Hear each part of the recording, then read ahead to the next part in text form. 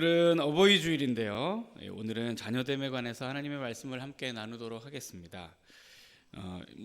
유명한 대중가요인데 여러분들도 한 번씩 들어보셨는지 모르겠습니다. 우리 가수 인순이 씨가 부른 아버지라는 노래가 있는데, 이 노래의 첫 소절이 이렇게 시작하기 전에 이렇게 전주가 이렇게 쫙 나오면서 이 가수가 시를 읊듯이 이렇게 짤막하게 대사처럼 읊고 시작하는 그런 소절이 있습니다. 자, 어떤 내용이냐면 내용이 이래요. 어릴 적 내가 보았던 아버지의 뒷모습은 세상에서 가장 커다란 산이었습니다.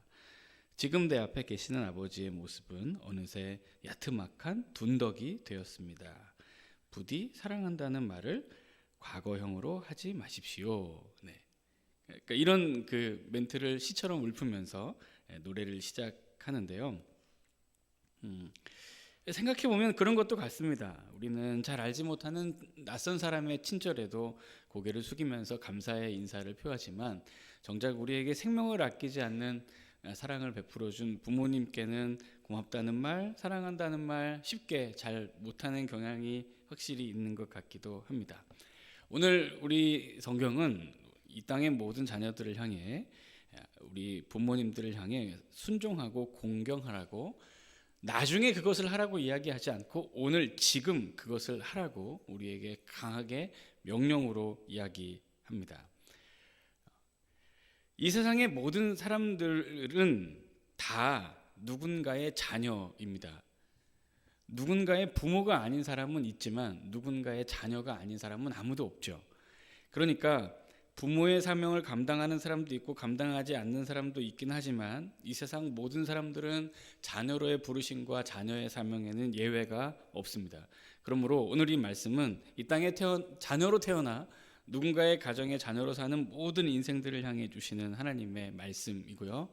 나도 우리 가정에 한 아들 한 딸로서 태어나 하나님의 귀한 부르심을 감당하고 있으니 오늘 내게 주시는 귀한 말씀으로 잘 새겨듣고 또 말씀대로 순종할 수 있는 은혜가 있으시기를 예수님의 이름으로 축원합니다. 자, 오늘 본문은 이 땅의 모든 자녀들을 향해 두 가지의 명령을 전합니다. 하나는 순종하라는 것이고요, 또 하나는 공경하라는 것입니다. 자, 그럼 먼저 1절을 한번 보겠습니다. 1절을 보면, 자녀들아 주 안에서 너희 부모에게 순종하라, 이것이 옳으니라 했습니다. 자, 여기 이제 우리말 순종하라라고 번역된 이 단어는 두 가지 단어가 같이 결합된 단어인데, 하나는 휘포라고 해서 뭐뭐 아래라는 전치사예요. 또 하나는 코모라고 하는 단어인데 이게 듣다 이런 뜻입니다. 그러니까 두 단어를 이렇게 합하면 아래에서 듣다 이런 뜻입니다. 위에서 아니고 옆에서도 아니고 앞에서 뒤에서도 아니고 어디서요? 아래에서 듣다. 이것이 순종이라는 뜻의 단어입니다. 근데 이 단어가 어떻게 또 쓰였냐면, 문법을 보면 명령형 현재 시제로 쓰였습니다. 그러니까 순종해라 하고 명령하는 거예요. 거기다가 현재 시제로 쓰였으니까 늘 지금 일어나는 일입니다. 그러니까 항상 매 순간 아래에서 들어라 라고 하는 것이 순종하라는 하나님의 말씀입니다. 단순히 그냥 기분 좋을 때 한두 번 부모님의 말씀에 귀를 기울이고 들으라는 것이 아니고, 부모의 말씀에 순종하는 것이 삶의 습관이 되도록 너의 삶의 양식으로 부모님의 말씀에 순종하라는 것이 하나님의 말씀입니다. 사실 부모님의 말씀에 귀를 기울이고 그 말씀에 순종하며 사는 것이 그리 쉽지만은 않습니다.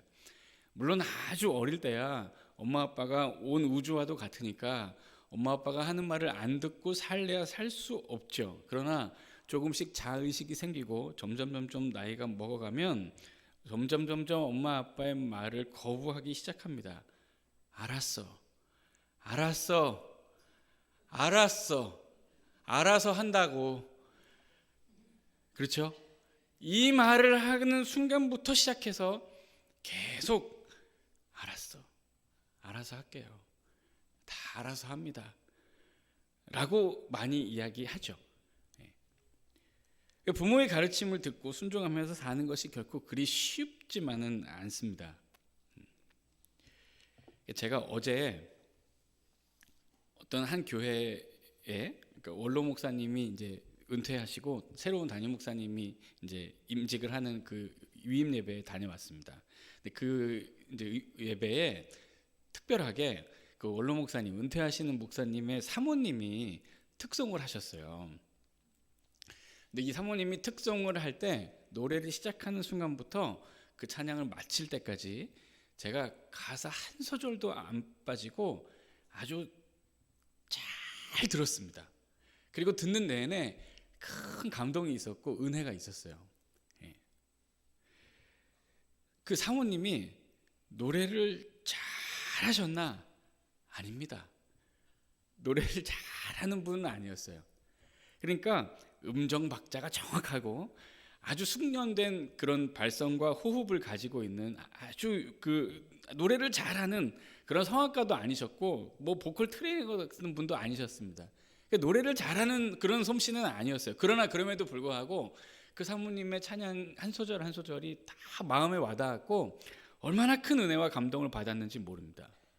참 희한하죠. 노래를 잘하는 것도 아닌데 그 노랫말이 떠나지를 않고 마음에 큰 울림과 감동을 줍니다.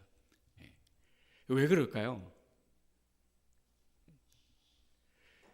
그 가사의 한 소절이 노래의 실력보다 진정한 믿음과 마음의 고백으로 들리기 때문에 제 귀와 마음에 생생하게 들렸던 겁니다.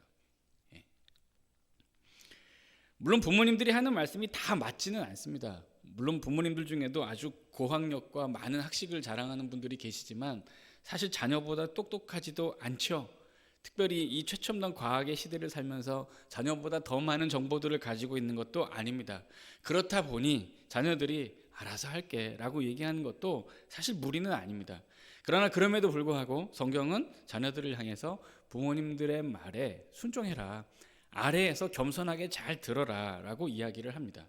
왜냐하면 부모님들의 입술에서 나오는 모든 말과 가르침은 이 세상이 우리에게 주는 정보의 차원이 아니고 그의 삶으로 녹여낸 인생의 지혜와 하나님을 경외하는 믿음이 담겨 있기 때문에 그렇습니다.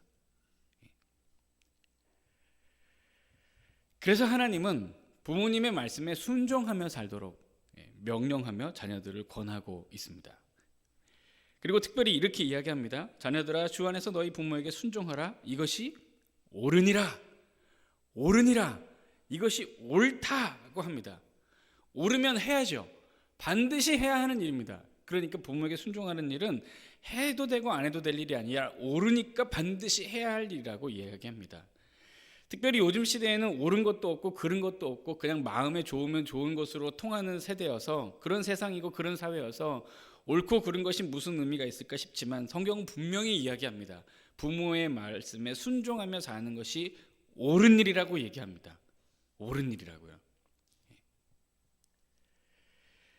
자, 여기서 이 옳다라는 말도 디카이오스라는 단어인데 이 단어는 성경에서 굉장히 자주 등장하는 단어입니다. 어떤 단어냐면 하나님의 공의, 하나님의 정의를 나타내고 드러낼 때 사용하는 단어예요. 그러니까 윤리 도덕적으로 도리에 맞다는 차원을 넘어서 하나님의 질서와 하나님 나라의 법에 합당하다라는 뜻입니다. 부모의 말씀에 순종하며 사는 것이 창조의 질서에 순응하고 하나님의 뜻과 그 말씀에 순종하는 삶의 모습이라는 것입니다. 디모데후서 3장 1절에서 2절을 보면 이런 말씀이 있어요. 너는 이것을 알라. 말세에 고통하는 때가 이르러. 자, 말세의 증상들입니다. 사람들이 자기를 사랑하며 돈을 사랑하며 자랑하며 교만하며 비방하며, 자, 그다음 뭐라고 써 있죠? 부모를 거역하며. 말세의 증상들입니다. 분명한 증상 중에 하나 뭐요? 부모를 거역하며, 바꿔 말하면 부모에게 순종하지 않으며.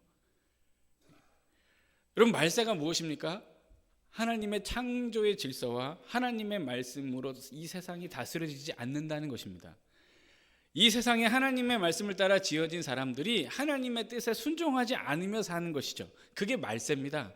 말세의 증상 중에 대표적인 것이 부모에게 거역하는 것, 부모에게 순종하지 않는 것이라고 성경이 이야기하죠.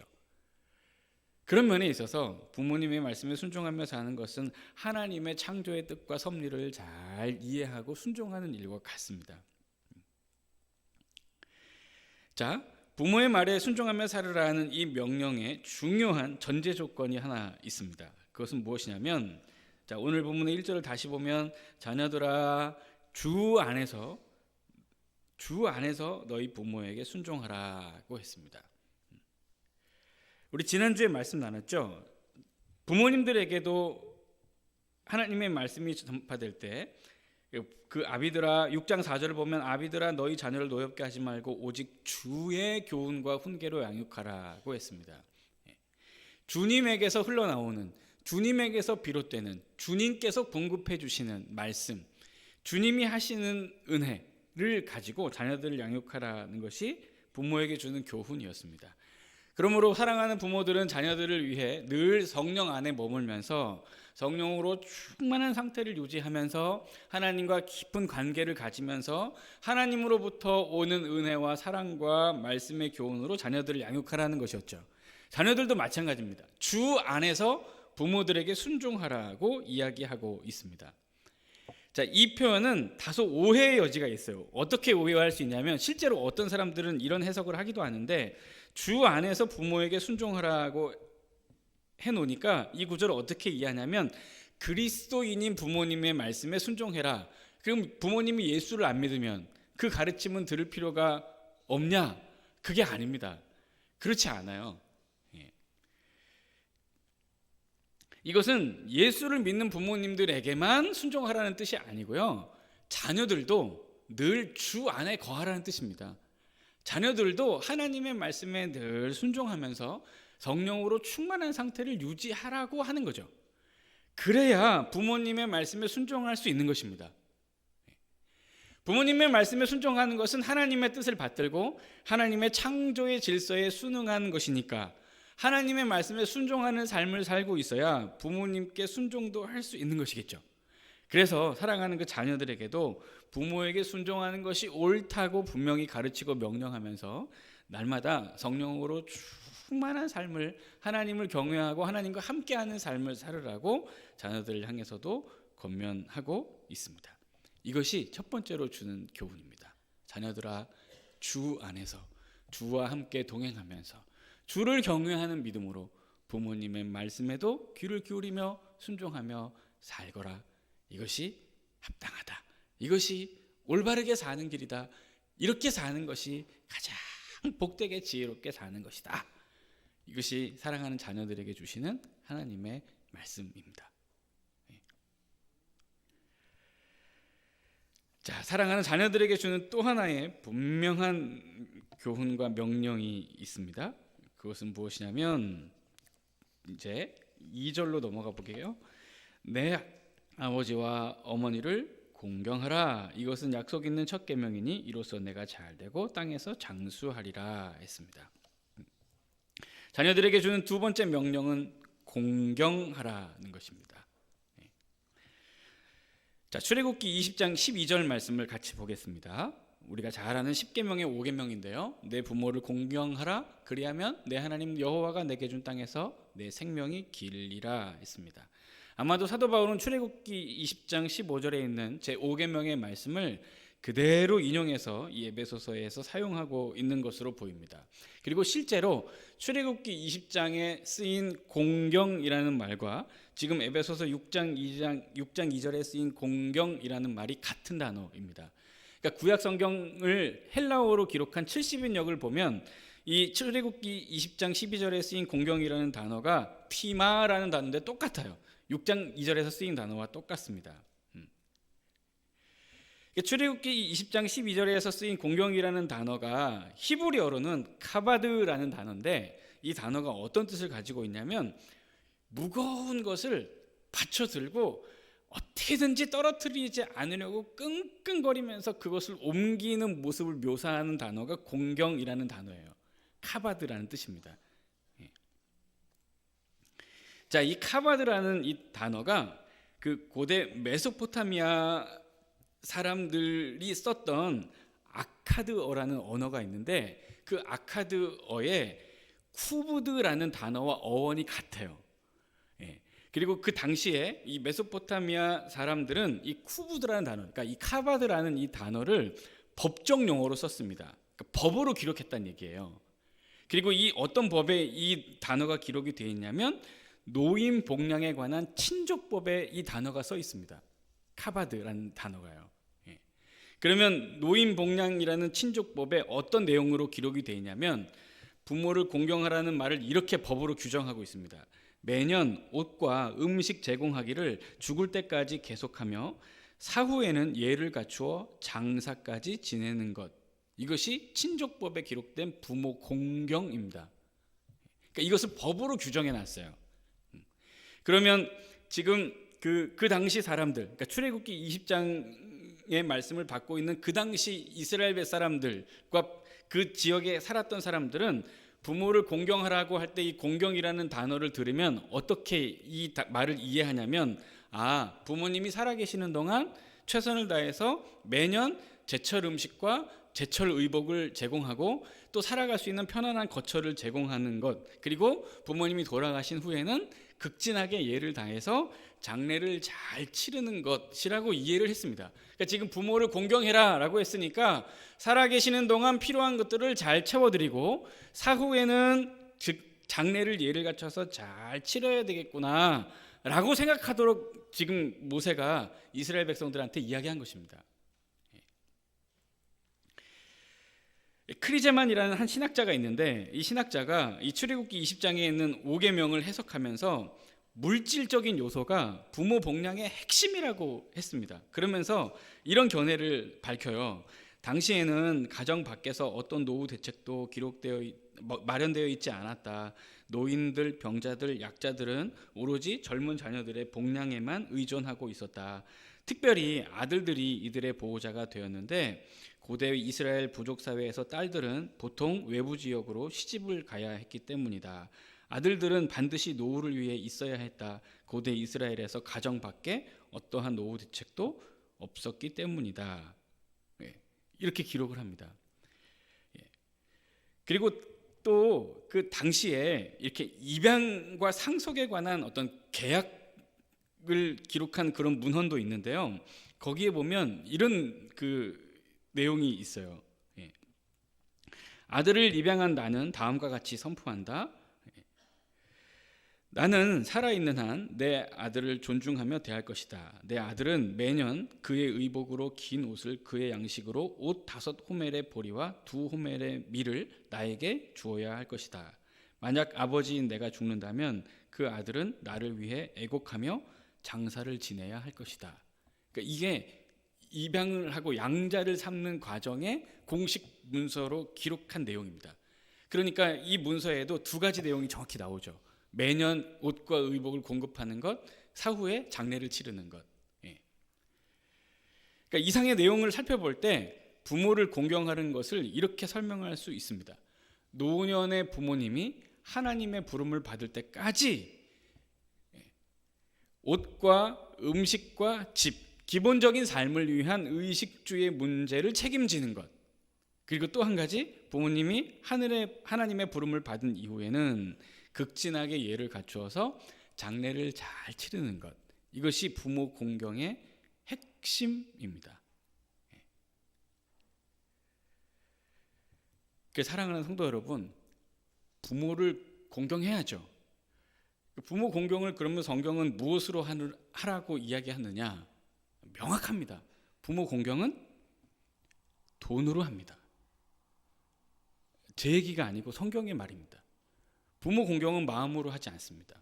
부모 공경은 돈으로 합니다. 돈에 마음을 담아 하는 것이 공경입니다. 요즘 세상이 워낙 좀 험하고 먹고 사는 게 쉽지가 않아서 중년의 나이가 되어도 부모님을 의지하고 사는 소위 캥거루족이라고 불리는 사람들이 많습니다.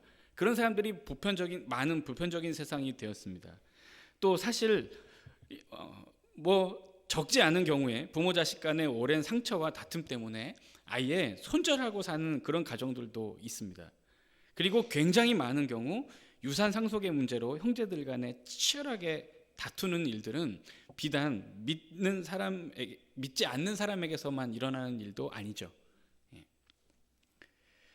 우리 그리스도인들은 진실로 부모를 공경하는 사람들이어야 합니다. 사랑하는 성도 여러분, 부모님들께 최선을 다해야 합니다.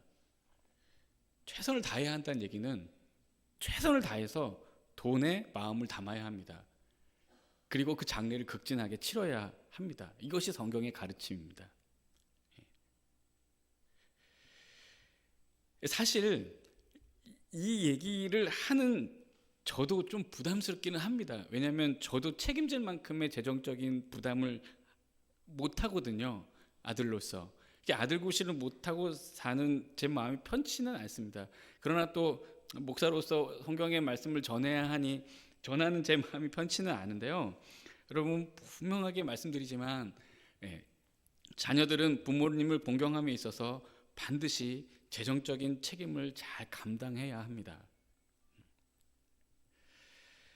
제가 우리 결혼하는 청년들 공부시키고 양육시키면서도 분명히 얘기합니다. 얘들아, 월급 타면 반드시 양가로 자동이체 시켜서 용돈을 꼭 드려야 한다. 그 이후에 잘 하는지 못하는지 제가 확인을 잘 못해가지고 잘 모르겠는데 분명히 제가 교육시킵니다.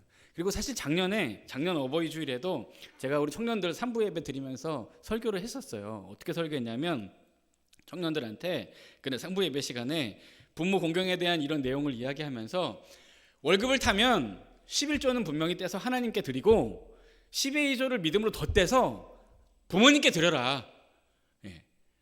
11조는 하나님께, 10의 2조는 부모님께 믿음으로 드려라 라고 얘기를 했는데 지금처럼 들으시는 모든 부모님들은 상당수가 아멘 하셨고 듣는 자녀들, 청년들은 가만히 고개 숙이고 있었습니다.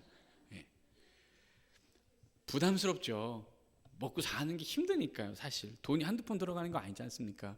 그리고 실제로 부모님들이 돈이 더 많은 경우가 많죠. 그러다 보니까 자녀들이 굳이 내가 뭐 부모님들한테 용돈 드리고 살아야 되나? 그렇게 살 필요가 있나? 라는 생각을 하게 되는 것도 자연스러운 것입니다. 그러나 아닙니다. 아니에요. 부모님들이 얼마나 돈이 많든지 적든지 그것은 상관없습니다. 자녀들은 자녀들의 도리를 해야 합니다. 그러니까 사랑하는 자녀 되신 성도 여러분, 부모님한테 돈 잘 드리세요. 돌아가실 때까지 옷과 의복과 거처를 책임져야 합니다. 그것이 부모 공경입니다. 이거 빠지면 안 됩니다. 그리고 우리 부모님들도 받으세요. 야, 뭘 주냐 하지 마세요. 받으세요. 받으셔야 그 아이들도 도리를 하면서 할 거 아닙니까? 받으세요. 어차피 받으셔서 또 다시 주실 거잖아요. 더 많이 주시죠. 더 많이 받아봐야. 그러니까 받으시라고요. 받으시라고. 자녀들도 말씀에 순종하며 살 수 있게 교육을 시켜주셔야죠. 받으세요. 그런 의미에서 저도 어제 어버이날 우리 애들한테 5만 원씩 뜯었습니다. 내놓으라고. 어버이날 주는 거라고. 엄마 아빠한테. 편지도 썼는데 마음에 안 들어서 다시 쓰라 그랬습니다. 이렇게 성의 없이 쓰면 안 된다고. 아니, 성경이 가르치는 거니까 분명히 알려줘야죠. 받으세요, 여러분. 받으세요. 어차피 그 돈 받아서 뭐 날씨 좋으니 놀러 가고 밥 먹고 뭐 그렇게 막 다 쓰시지 않으시잖아요. 더 주시지. 그러니까 꼭 받으세요. 받으시고 자녀들은 분명히 잘 챙기십시오. 자녀들에게, 아니 부모님들에게. 이것이 공경입니다.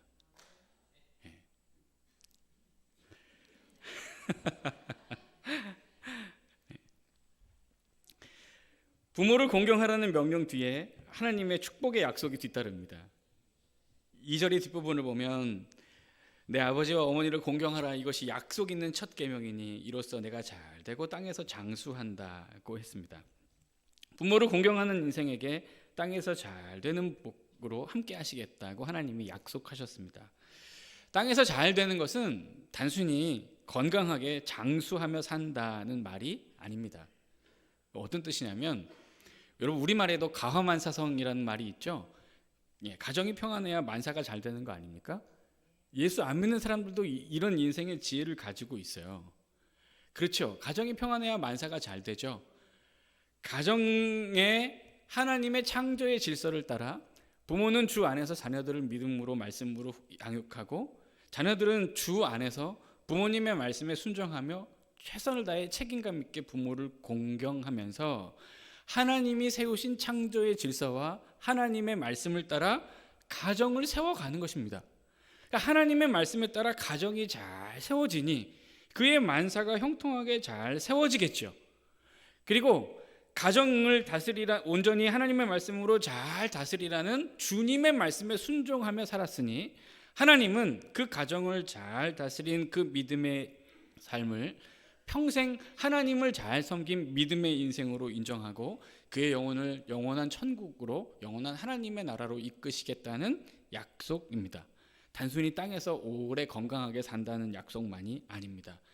영원한 축복을 하나님께서 약속하고 계시는 것입니다. 예레미야 1장 5절을 보면 내가 너를 모태에 짓기 전에 너를 알았고 내가 배에서 나오기 전에 너를 성별하였고 너를 여러 나라의 선지자로 세웠노라 하시기로 하는 말씀이 있습니다. 하나님은 천지 만물을 창조하셨습니다. 그리고 우리의 인생을 지으셨습니다.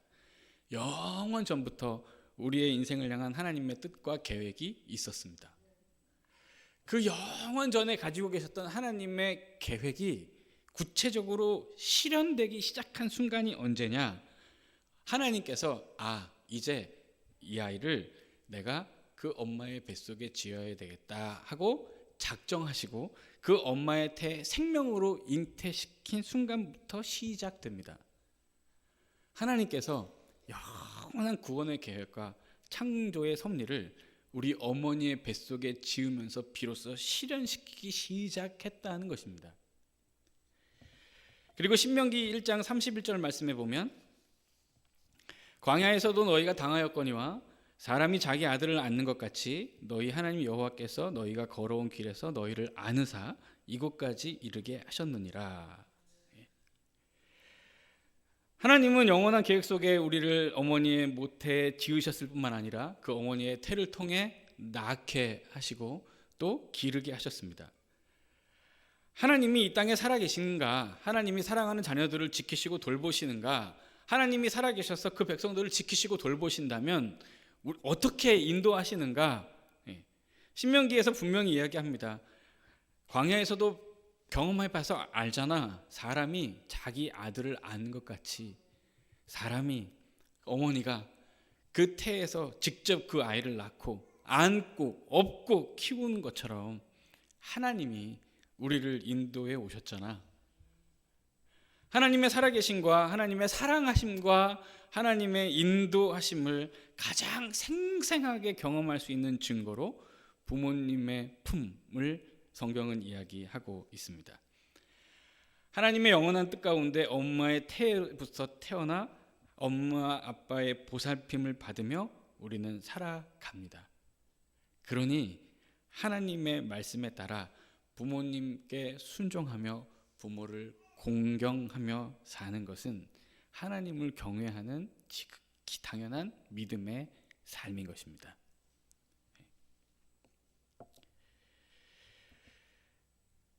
우리를 살리기 위해 자신의 소중한 것을 하나도 아낌없이 다 버리고 십자가에 내어주신 하나님 아버지의 은혜와 사랑을 우리가 어찌 알 수 있겠습니까? 알 수 있는 방법이 있습니다. 예를 들어서 만약에 우리의 자녀들이 어디 가서 심각한 죄를 지었다고 한번 생각해 보세요. 그 자녀가 아주 심각한 죄를 지어서 채찍에 맞고 조롱을 당하며 십자가에 죽어야 끝나는 그런 형벌을 당해야 될 만큼 중한 죄를 지었다고 생각해 보세요. 그런데 만약에 이것이 가능해서 그 사람을 대신해서 매맞고 죽임당할 수 있으면 이 인생을 회복시킬 수 있다고 해봅시다. 만약에 여러분들의 자녀에게 이런 일이 일어나면 부모로서 대신 하시겠습니까? 안 하시겠습니까? 당연히 하죠. 10번, 100번, 1000번, 10,000번도 합니다. 이렇게 할 수 있는 존재가 누가 있습니까? 이 세상에 아무도 없습니다. 부모님밖에 없습니다. 그래서 하나님 아버지께서 자녀된 우리를 향해 예수 그리스도를 통해 아버지의 사랑을 베풀어 주신 것입니다. 그리고 아버지 어머니의 사랑을 통해 우리는 하나님의 은혜와 사랑을 맛보며 살아갈 수 있습니다. 그러니 순종해야죠. 그러니 아낌없이 공경해야 합니다. 사랑하는 성도 여러분, 지난주에 말씀을 나누면서 부모로의 부르심은 이 세상에 누구도 대체할 수 없는, 오직 나만 감당할 수 있는 부르심이다라고 말씀드렸습니다. 그렇죠? 이 아이의 부모는 오직 나밖에 없으니까요. 설교를 시작하면서도 이야기했지만 이 세상에 부모가 아닌 사람은 있어도 자녀가 아닌 사람은 없습니다. 고로 사랑하는 부모님의 자녀로 태어나 그 부모에게 순종하며 공경하며 살도록 부름받은 그 부르심과 부모에게 순종하고 공경하는 자녀가 되는 사명은 오직 나만 감당할 수 있는 하나님께서 허락해 주신 참 영광스러운 부르심이며 사명입니다. 지난주에도 이 얘기를 나눴는데요. 우리도 분명 예수 그리스도의 앞에, 그 심판대 앞에 섰을 때 우리 예수 그리스도께서 우리의 모든 인생을 하나하나 점검하시고 확인하시면서 모든 허락한 부르심들을 충성스럽게 잘 감당했는지 우리에게 물으실 텐데, 그때 우리 주님께서 분명히 이 땅에 우리에게 허락해 주신 자녀로서의 부르심도 잘 감당하며 살았느냐고 물을 것입니다. 너는 너의 육신의 부모에게, 나의 대리자로 세웠던 이 땅의 너의 부모에게 순종하며 살았니? 부모를 공경하며 살았니? 돌아가실 때까지 극진하게 예를 다하면서 돌아가신 후에도 극진하게 장례를 잘 치르고 부모의 뜻을 따라 화목하게 형제들과 사랑하며 살았니? 분명히 물으실 거라고요, 우리에게. 그때 우리 당연히 뭐라고 대답해야 하겠습니까? 하나님 앞에 부끄러움 없이 대답해야 하겠죠. 예, 하나님, 늘 주 안에서 주님과 동행하면서 주님을 경외하는 믿음으로 주의 말씀을 듣듯 우리 부모님 말씀에 잘 순종하며 살았습니다. 우리 주께서 명령하신 대로 우리 부모님 돌아가실까지 최선을 다해서 돈에 마음을 담아 잘 챙겨드렸고, 장례도 극진하게 잘 지냈고, 사랑하는 형제 자매들과도 화목하게 평생 잘 살았습니다 라고 얘기해야죠. 그렇게 얘기할 수 있어야 하지 않겠습니까?